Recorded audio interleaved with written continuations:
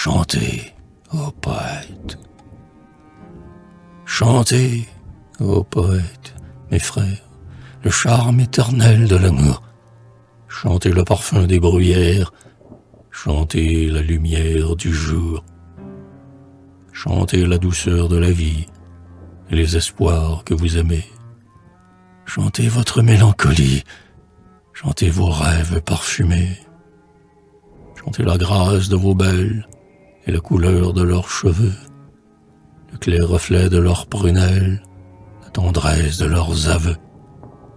Chantez la fleur qui vient d'éclore, chantez la gloire du printemps, chantez la splendeur de l'aurore. Moi, je chante les habitants.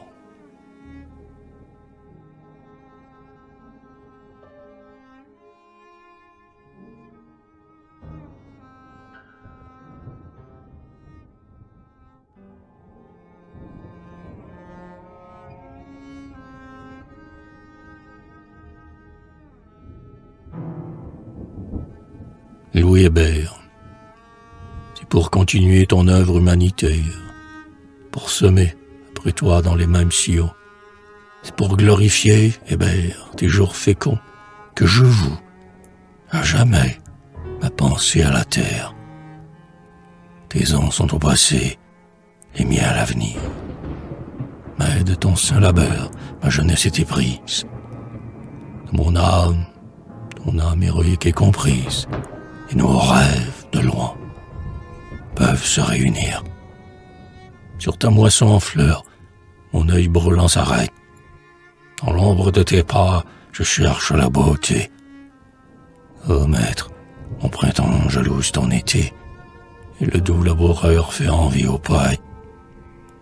Car, en ce Canada français, notre univers, tu créas le plus pur et le plus beau poème. Auprès, tu fis des chants que, chaque été, l'on sème, et des épis nouveaux valent mieux que des vers. Tu fus grand, et puisque tout azur a sa tâche, puisque, dans tout concert, une voix sonne faux, permets que ma chanson soit fille de ta faux, et que ma plume soit une sœur de ta hache.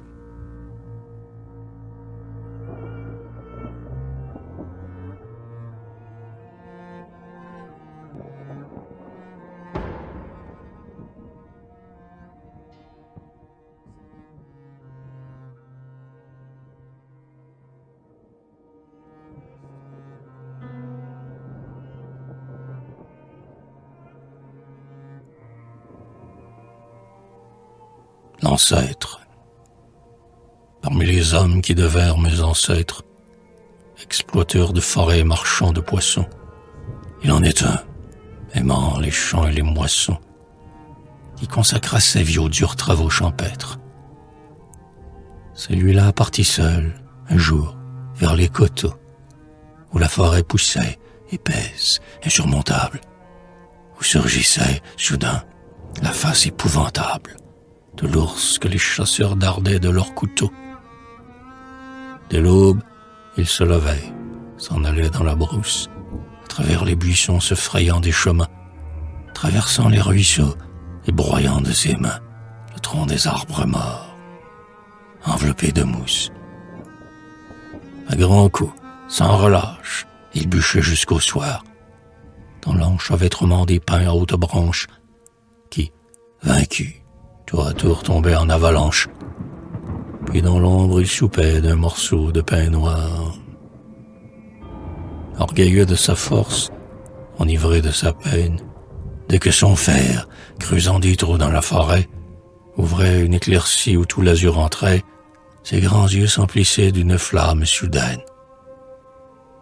Lorsqu'enfin, dans la brèche, après un dur labour, et des feux d'abattis qui rougirent la nuit, une plaine surgit, claire, vivante et nue.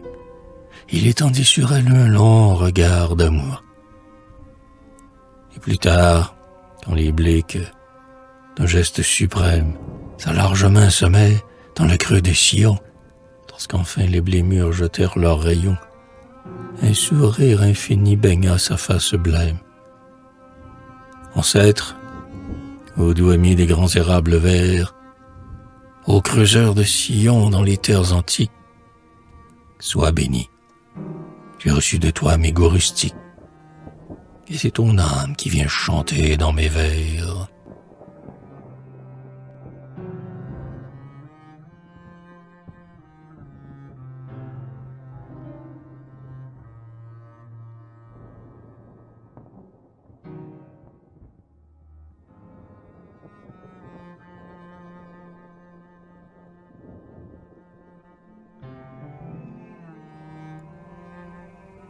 Les habitants. Ne raillons pas leurs habitudes, leur dehors simple et sans atour, leurs manières, leurs gestes rudes et leurs pittoresques discours. Ne rions pas de leurs costumes, faits de l'étoffe du pays et tissés, selon la coutume, de la laine de leurs brebis. Car, dessous cette rude écorce, ils cachent tous un noble cœur, et, sous ce dehors plein de force, une âme pleine de douceur. Ils venaient de la Picardie, leurs ancêtres, et de l'Anjou, de la paisible Normandie, de la Bretagne et du Poitou. Ils venaient de la belle France, le sol des divines moissons, ces hommes de toute endurance qui firent ce que nous voyons. Ils ont, sur nos forêts sereines, abattu leurs bras acharnés. Ils ont fait nos champs et nos plaines, et c'est d'eux que nous sommes nés. Gloire à ces hommes qui demeurent près de la charrue et des bœufs. Ils sauvent les gloires qui meurent dans le passé de nos aïeux.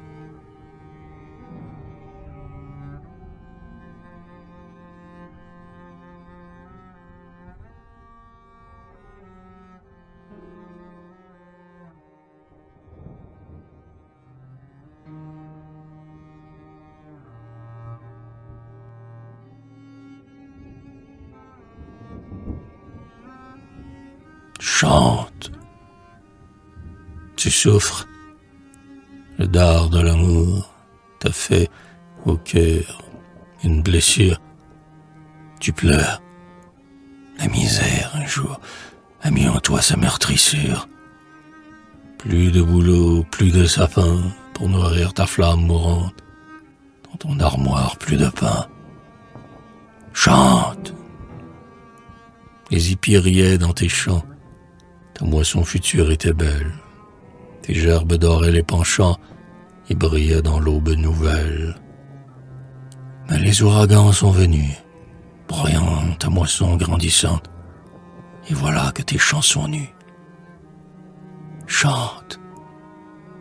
Chante quand un chagrin vainqueur t'arrache des cris de souffrance. Chante. Le chant met dans le cœur les divins rayons d'espérance. En attendant l'éternité, brave la douleur opprimante. Jette ton cri de liberté. Chante. Qu'importe l'ombre sur tes pas, qu'importe la vie et sa tâche, avance et ne blasphème pas. Celui qui blasphème est un lâche. Comme le moussaillon du flot bleu que berce la vague méchante, et en allant au port de Dieu, chante.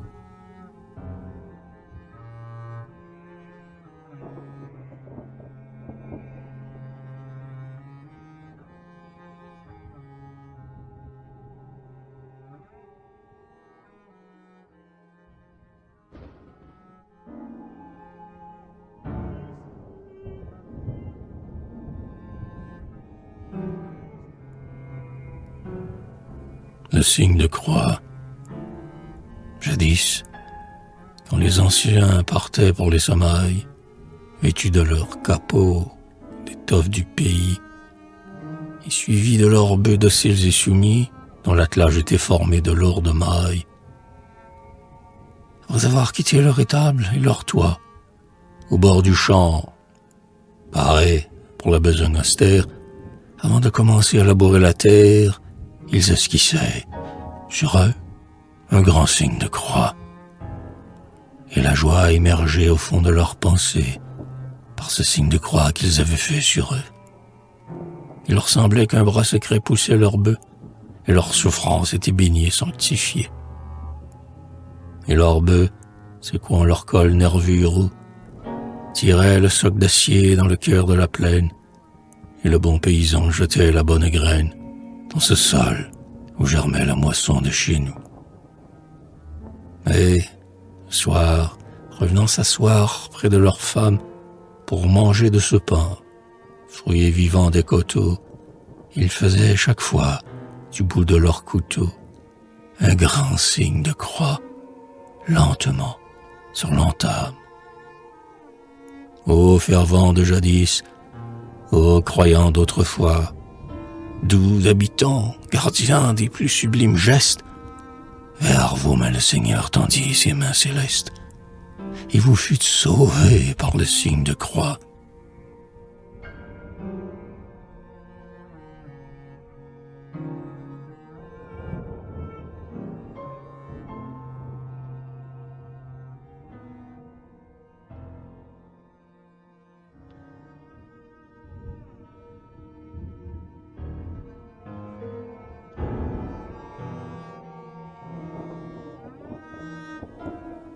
Avril.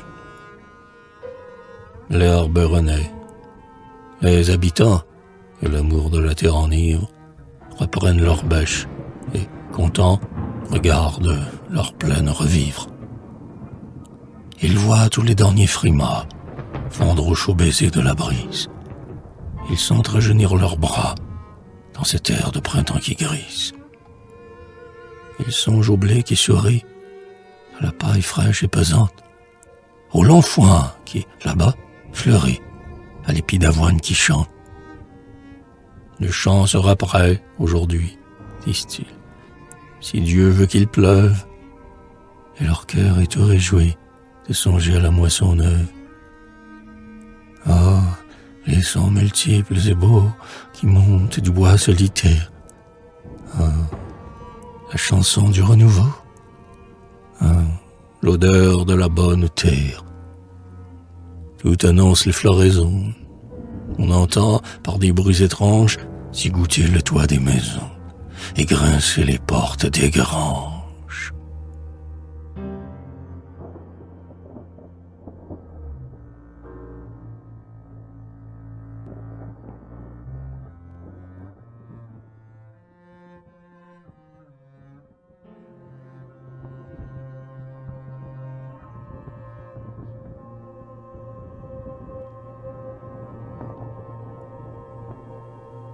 Partez, dans les champs rajeunis, peinez au maître de la plaine, mêlez à la chanson des nids, le chant de l'espérance humaine. Partez à l'aube, au petit jour, tenez le pic et la charrue, parce que vous l'aimez d'amour, la terre ancienne vous salue. Préparez le pain à venir, habitants, divins émissaires, faites gaiement notre avenir, vous les humbles, les nécessaires. Reprenez votre vieux refrain sur le sol de la jeune France. Mêlez le cantique du pain au cantique de la souffrance.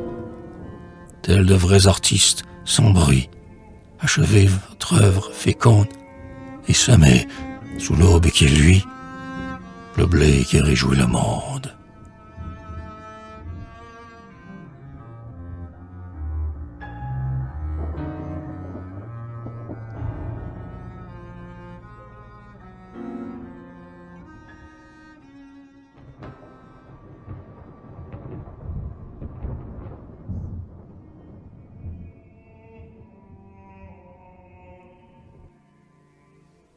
Par les plaines blondes.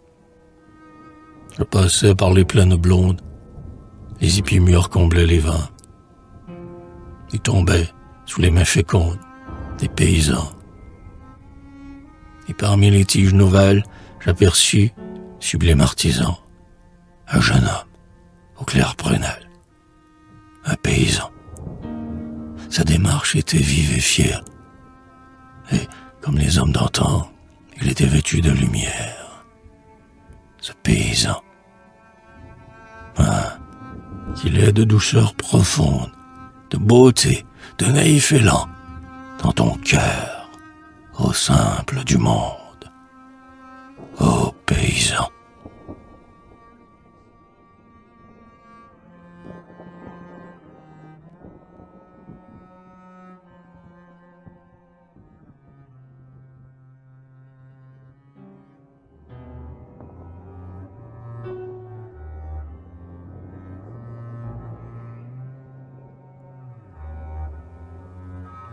Le chant du pain. Or, le pain, comme nous, endure la souffrance. Avant d'être le pain, il faut qu'il soit l'épi.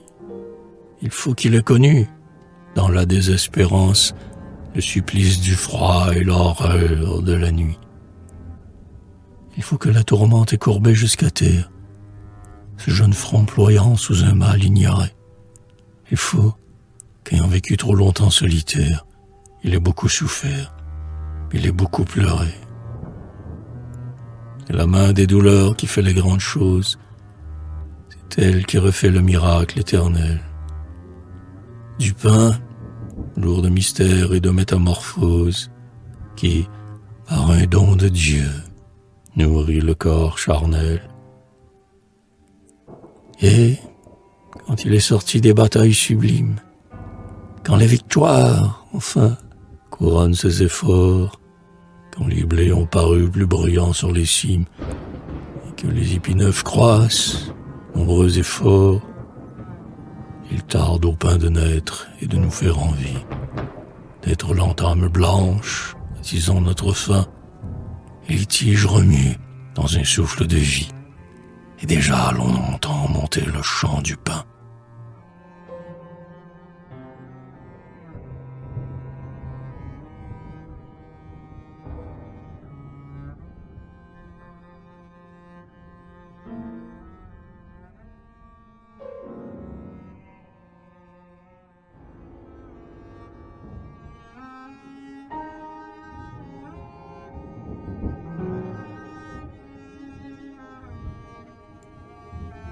Le pain.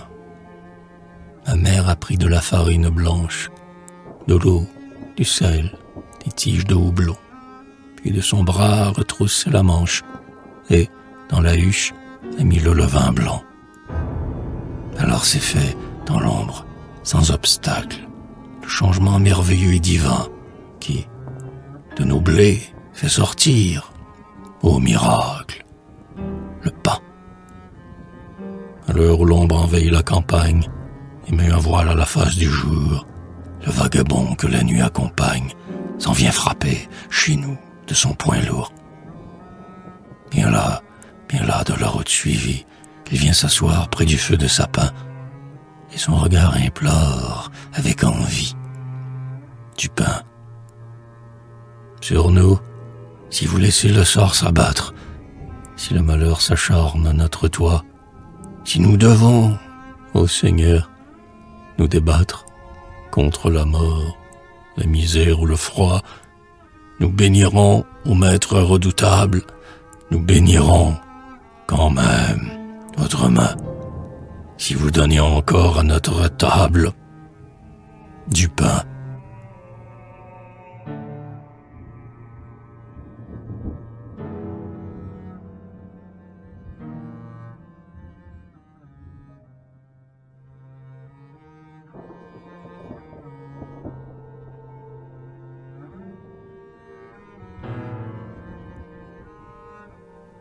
Le soir tombait.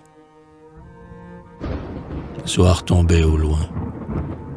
La nature apaisée, dans un riant silence, attendait le sommeil. Tout bruit s'était éteint. La terre reposée semblait boire à grands flots l'or du couchant vermeil. Et la brise du soir qui venait des montagnes mêlait l'odeur des bois, l'odeur des grands foins, dont la blonde moisson inondait les campagnes. Le soir tombait, au loin. Assis près de leur seuil, en ce soir pacifique, un couple d'habitants causait à demi-voix. Elle avait la douceur des aïeuls antiques et lui, le pur profil des colons d'autrefois. Leurs visages, ces champs labourés par la vie, portaient le sceau sacré des chagrins et du deuil. Ils causaient dans la paix de l'ombre épanouie, assis près de leur seuil. Dans les mêmes sillons, leurs bras et leurs pensées s'étaient usés, tendus vers le même devoir. Par leur commun effort, la plaine ensemencée avait fait, chaque été, leur joie et leur espoir. Leurs yeux s'étaient ouverts aux mêmes éclaircies, et leur cœur échauffé dans les mêmes rayons. Leur dos s'était courbé, leurs mains s'étaient noircies dans les mêmes sillons. « Je t'aimerai toujours, » dit l'homme aux yeux limpides. « Tout l'or de ma jeunesse est encore dans mon cœur. Il n'est pas de regret dans le pli de mes rides, et mon fidèle amour est demeuré vainqueur. Depuis que Dieu bénit notre union chrétienne, une immuable joie illumine mes jours. Je n'ai pas retiré ma main dedans la tienne. Je t'aimerai toujours. »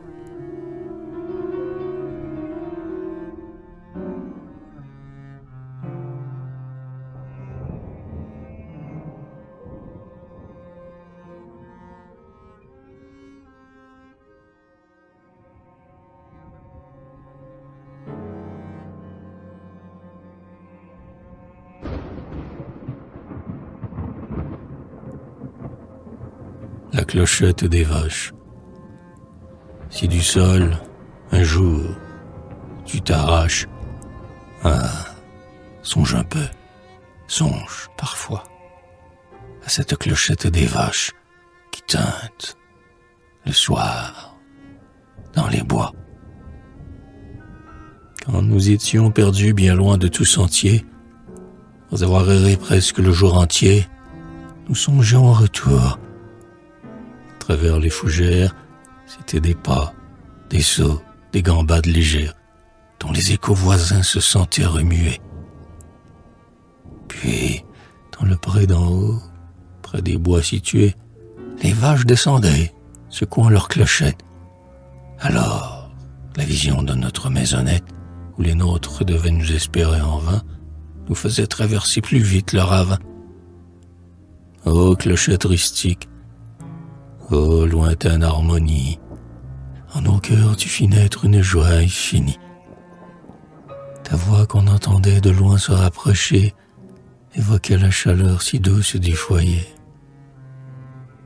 Alors nous descendions, joyeux, vers nos demeures. Le soleil déclinait sur les monts. C'était l'heure des vaches. Les troupeaux venaient. De tous les champs, des hommes surgissaient, bien là et trébuchant, comme enivrés des feux de la chaleur cuisante. Dehors, quelqu'un tirait notre vache luisante, et nous buvions alors, vite gloutonnement, une tasse de lait encore chaud et fumant. Si du sol, un jour, tu t'arraches, songe un peu, songe parfois à cette clochette des vaches qui tinte le soir dans les bois.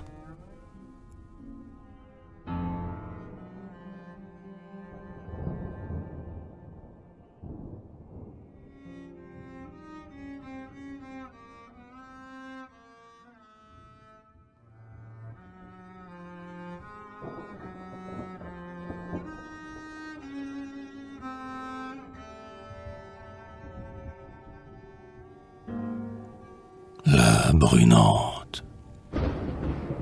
Voici que, sur les monts, la brunante descend.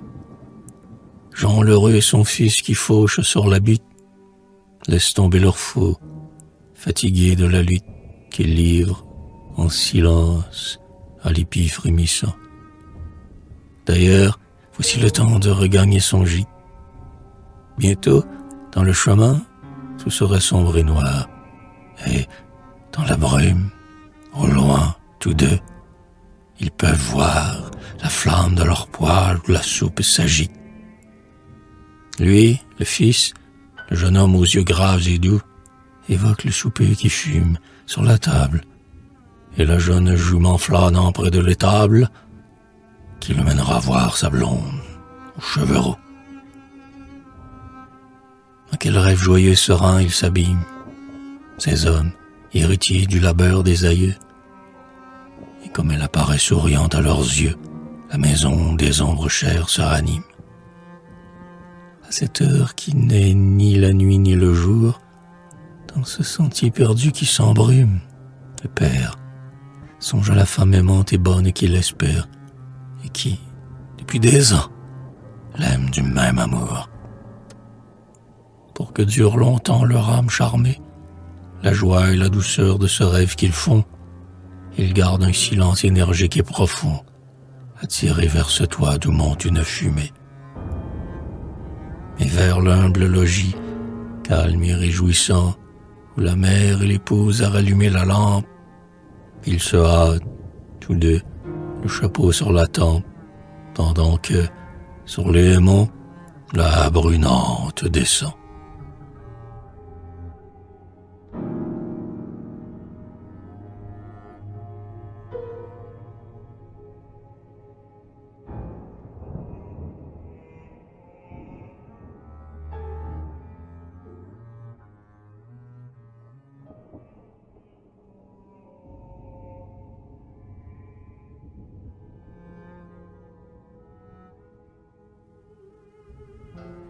Le passant.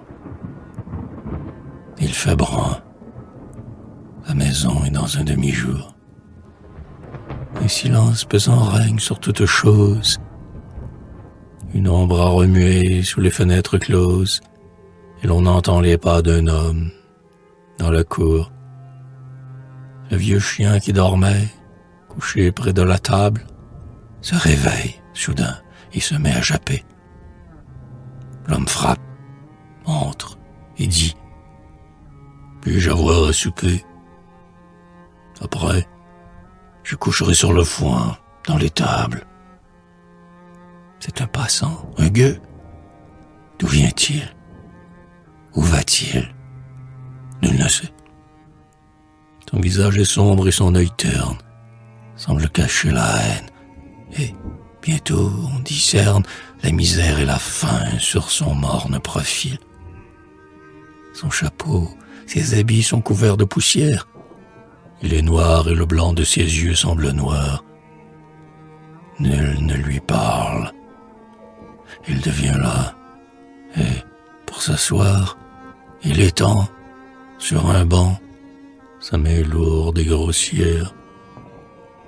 L'aïeul, dans son coin, dit qu'il mange à la faim, qu'il mange. On ne sait pas ce que le temps nous garde. La fille va chercher du pain. L'homme regarde, ses yeux éclairés des lueurs de la faim. La fille, vivement, sur l'ordre de l'aïeul, lui met du lait, des œufs, des tranches de pain brun et des morceaux de lard qu'il avale un, tel un amas de grains qui passe sous la meule.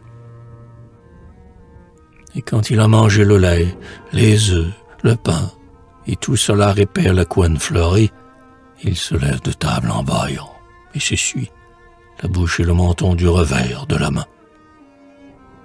Puis, il reprend son sac et d'une voix très forte dit « Partout, je voudrais en trouver autant. Votre lard est bien bon, madame. » Et le passant sort en faisant tourner la clenche de la porte.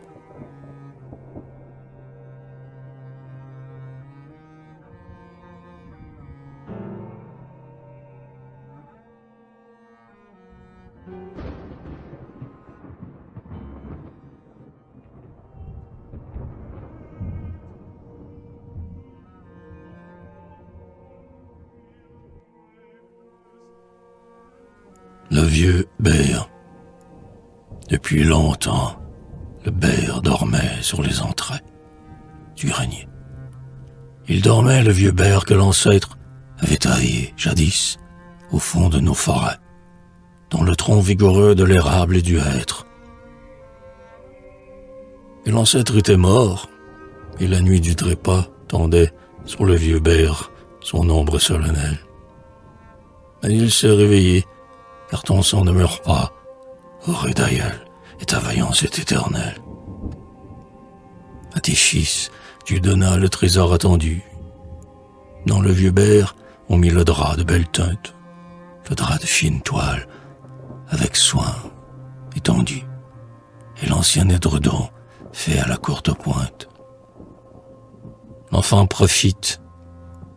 Il rit, chante comme un pinceau. La force des anciens croît en sa chair vivace. Et le couple joyeux contemple, à l'unisson, le vieux berre, espérance et gloire de la race. C'est le premier, dit l'homme, et non pas le dernier. Mon grand-père en eut 15, et mon père en eut 13, ce qui n'empêcha pas que l'orge, en leur grenier, fut comble, et que tous deux vécurent très à l'aise. Nous en aurons bien 12, hein, femme, qu'en dis-tu? J'ai bon pied, je suis encore jeune, irrésistible. Je bêcherai plus fort et sèmerai plus de rue.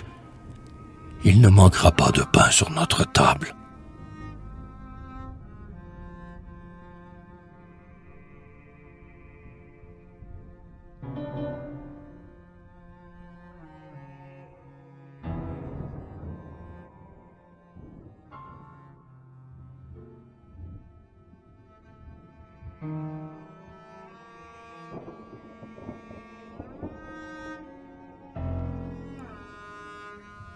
Le vieux est fourni.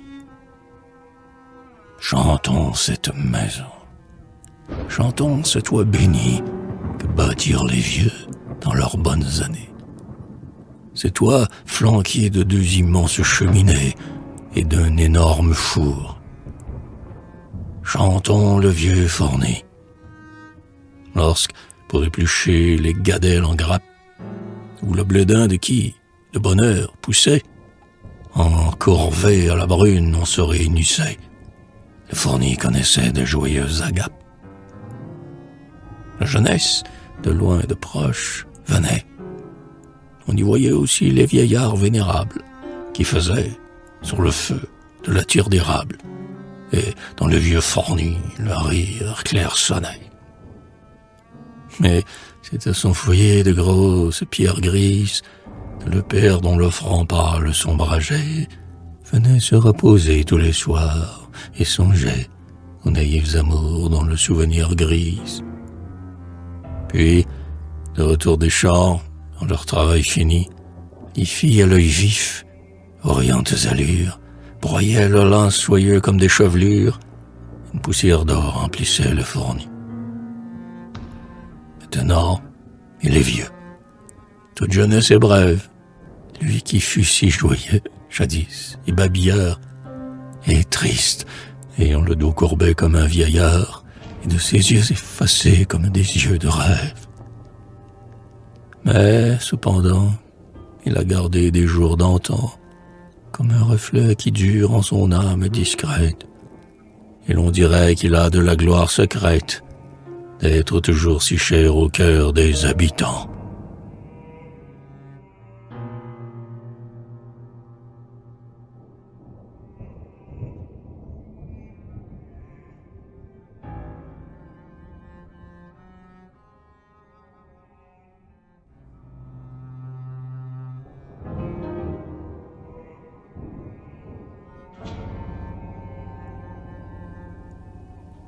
L'étable. C'est l'heure de donner à manger à nos bêtes, dit le maître. Aussitôt on s'y met au travail. L'un donne de la paille au plus petit bétail, dont on voit s'agiter, au fond, les jeunes têtes. Puis un autre est allé chercher, sur le fenil, la ration de foin vert, et sentant la plaine, pour la vache au poil roux, l'agnelle à longue laine, et la vieille jument dont le poulain est nid. Alors, ces bons chevaux, aux fortes encolures, et les bœufs somnolents dont les yeux semblent verts, lèvent leur tête large, aux naseaux entr'ouverts, et les chaînes de s'y roulent sur les barrures. Ensemble, on les entend ruminer doucement. Ils mangent. Leur bonheur a réjoui les tables. La toile d'araignée au plafond est semblable aux cordes que l'on voit au mât de bâtiments. De ci, de là, l'on voit paraître entre les crèches un front rouge et des yeux d'un bleu resplendissant. C'est la vache de race et le cheval pur sang, dont le regard s'emplit d'un désir d'herbe fraîche. Maintenant le troupeau s'apaise. Un air de paix s'étend partout, suivi de l'ombre souveraine. Et les bêtes, l'œil fixe et limpide, reprennent ce rêve intérieur qui ne finit jamais.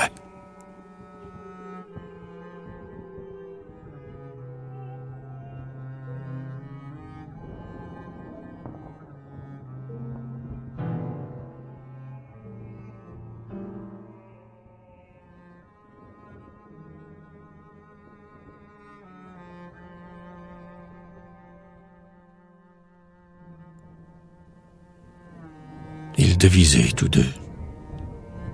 Ils devisaient tous deux en face de leur terre, le vieux père et le fils, robustes habitants. Le fils avait en lui la grâce du printemps, et sur l'autre, les ans amassaient leur mystère. Il en avait taillé des friches et des champs, ce vieillard, à la barbe épaisse et grisonnante. Mais maintenant, ses jours sombraient dans la brunante, et son soleil avait décru sur les penchants. Et le malheur l'avait frappé souvent. Les rides avaient marqué son front d'un sillage acéré, comme le soc de fer marque un champ labouré, et l'on voyait la nuit dans ses grands yeux arides. Il venait de donner son bien à son garçon, et tous deux ils parlaient des richesses futures. Le fils disait, « Plus tard, je battrai ces clôtures. Je ferai courir mon champ jusqu'au buisson. La savane perdue où le liard s'enlace, je veux l'ensemencer d'orge et de seigle fin. Là-haut, je sèmerai du tabac et du lin. Et ma femme, le soir, filera la filasse. » Il montrait le lointain d'un geste magistral. « Moi, je ne verrai pas cela, » dit le vieux père. « Quand tu viendras semer ce grand lopin de terre, depuis longtemps, les eaux ne me feront plus mal. »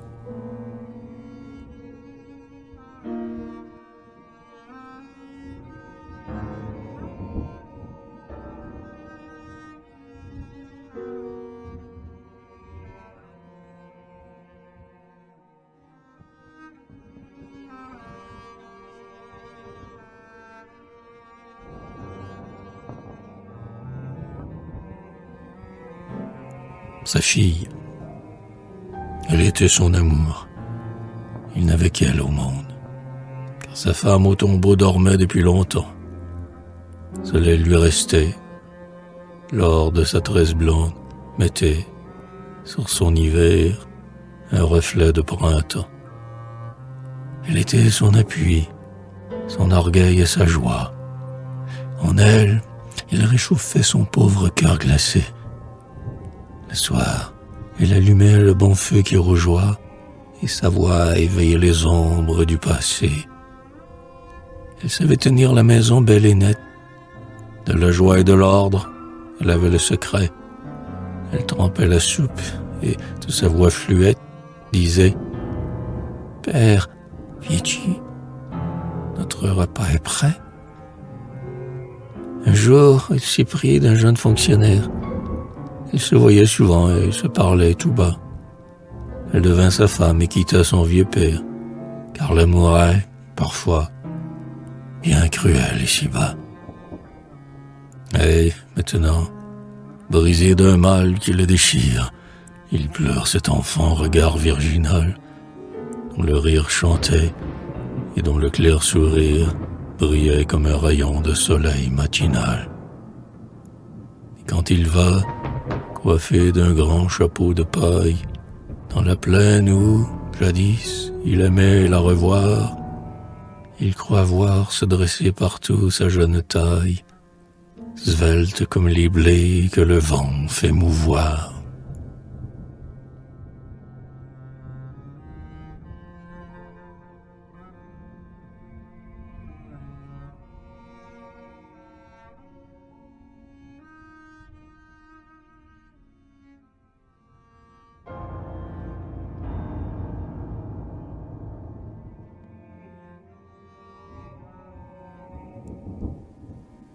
Garde ton cœur.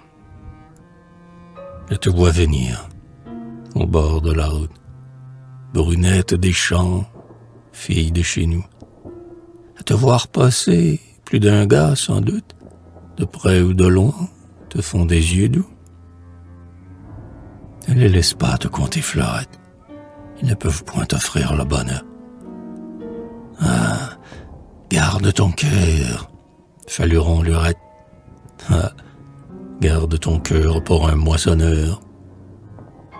Si les beaux messieurs d'une grande ville, jolis chapeaux durs et jolis souliers, esclaves du luxe et de l'or servile, viennent déposer leur cœur à tes pieds, ne les laisse pas te compter fleurette. Ils ne peuvent point t'offrir le bonheur. Ah, garde ton cœur, Faluron lurette.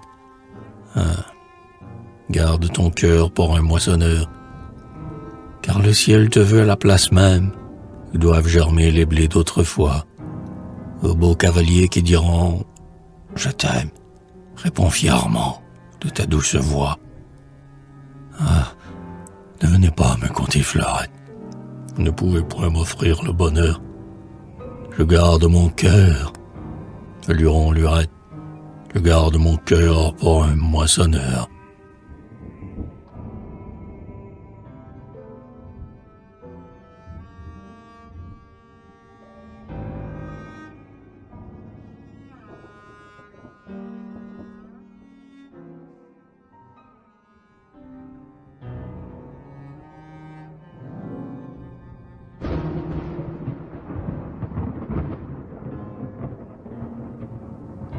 Les disparus. Il faisait presque nuit. Près de l'âtre, en famille, et sans reposer l'aiguille entre ses doigts, à la blonde Marie, à l'enfant de sa fille, une aïeule parlait des beaux jours d'autrefois. Ouais, je les revois tous, avec leur bon visage. Ma mère qui portait une coiffe de lin, mon père, le fermier qui, par un saint usage, faisait, en l'enterrement, une croix sur le pain. Mes frères et mes sœurs, clairs regards, tresses blondes, les joueurs de pelote et les coureurs de bois, les petits braconniers aux maraudes fécondes, les fileuses de laine aux pieds lestes et droits. François, le bégayeux à la mine hautaine, qui, des champs du voisin, se porta à l'acquéreur. Jacques, le plus âgé, qui se fit capitaine. Joseph, l'avant-dernier, qui devint laboureur. Et Louise, la brune. Et Mathilde, la rousse, qui maniaient la faux comme des paysans, dont la voix était claire et dont l'âme était douce, et dont les yeux profonds semblaient des feux luisants. Puis, Jean le Benjamin, le plus beau de la race, celui que notre mère embrassait chaque soir, plus blond que les épis, plus blond que la filasse, dont nous faisions sécher les brins sur un dressoir. Mais pourquoi, demanda l'enfant, avec mystère, pourquoi ne sont-ils plus avec nous comme alors? Que sont-ils devenus tous ces gens-là, grand-mère? L'aïeul répondit simplement, « Ils sont morts. »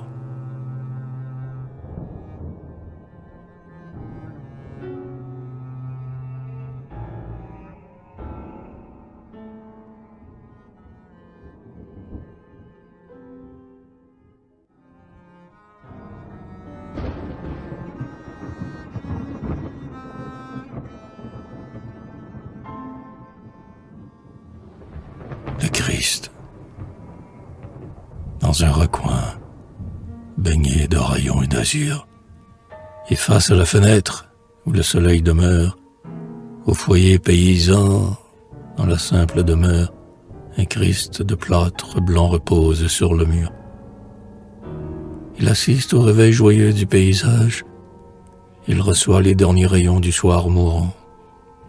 Et l'on voit, aussitôt, de la porte, en entrant, briller son douloureux et sublime visage. C'est le Christ des anciens, celui que les aïeux ont placé là, jadis, de leurs mains solennelles, et que, plus tard, entrant dans la vie éternelle, ils ont baisé longtemps, en refermant les yeux. Il est le confident, le vieil ami, le maître, que le père et le fils ont prié, tour à tour. Antique protecteur de ce calme séjour, il tient, aux yeux de tous, la place d'un ancêtre. Il est l'objet chéri, pieux et consolant, auquel le souvenir d'un peuple se rattache, et son corps décharné, la nuit, fait une tache blanche dans la noirceur du foyer somnolent. Il est de la famille, il tient autant de place que la table féconde et que le lit berceur. Il emplit de lumière et baigne de douceur. C'est toi, fier gardien des vertus de la race. Et c'est à ses genoux que, rayonnant d'espoir, plein de confiance en l'œuvre terminée, les gens de la maison, après l'âpre journée, disent à haute voix la prière du soir.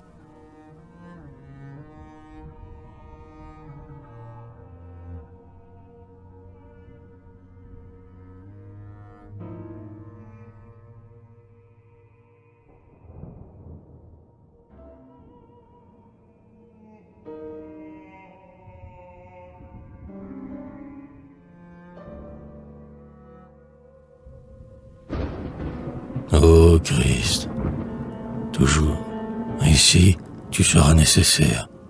Au monde tourmenté qui lutte et qui gémit, tu resteras toujours le plus fidèle ami des hommes que le mal enveloppe et lacère. Tant qu'il faudra semer les champs pour que l'épi dispense à notre corps la graine nourricière, tant que, dans les sillons et la glèbe grossière, l'effort humain devrait s'acharner sans répit, tant que le vent, le froid, la tourmente et l'orage s'abattront sans pitié sur les belles moissons, tant que les éléments, lourds de maux et d'affronts, feront peser sur nous le poids de leur outrage, tant que, sous les douleurs, notre chair gémira défaillante et vouée à la décrépitude, tant que, chargé de deuil et de vicissitude, notre cœur harassé dans l'ombre pleurera, tant qu'il faudra que nos faibles forces succombent dans la lutte où l'esprit s'épuise en vain effort, tant que tout,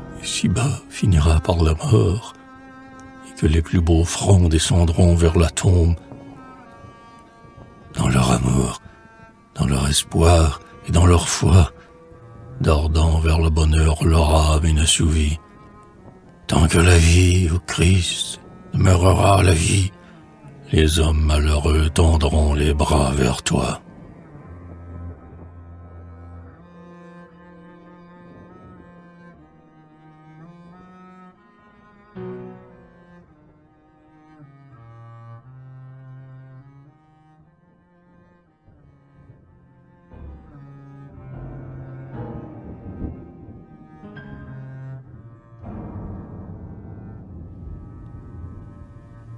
Car c'est vous, ô Jésus, qui nous avez montré le chemin merveilleux où brille la lumière. Car c'est vers vous que va notre cœur ulcéré, et c'est vers vous que monte aussi notre prière. Car vous êtes la vie, vous êtes l'amour, et de vous, il s'échappe une joie éternelle. L'âme que votre grâce appelle, sans retour, sans un souffle nouveau qui s'élargit en elle.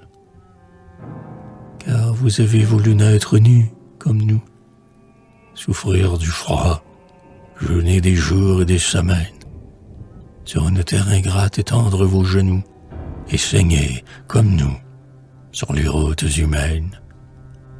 Car vous avez trouvé des gestes, des mots pour apaiser nos pleurs et calmer nos détresses. Car vous avez été souriant à nos mots et vous avez ouvert votre âme aux pécheresses. Car vous nous avez dit: j'ai soin de mon troupeau. Paissez, ô mes bravis, paissez sur les collines. J'éclairerai vos nuits d'un céleste flambeau, et je vous mènerai vers les plaines divines. Et vous êtes celui qui nous accueillera, le pasteur dont les mains bienveillantes sont sûres, qui, de tous nos péchés, un jour nous lavera, et qui nous guérira de toutes nos blessures.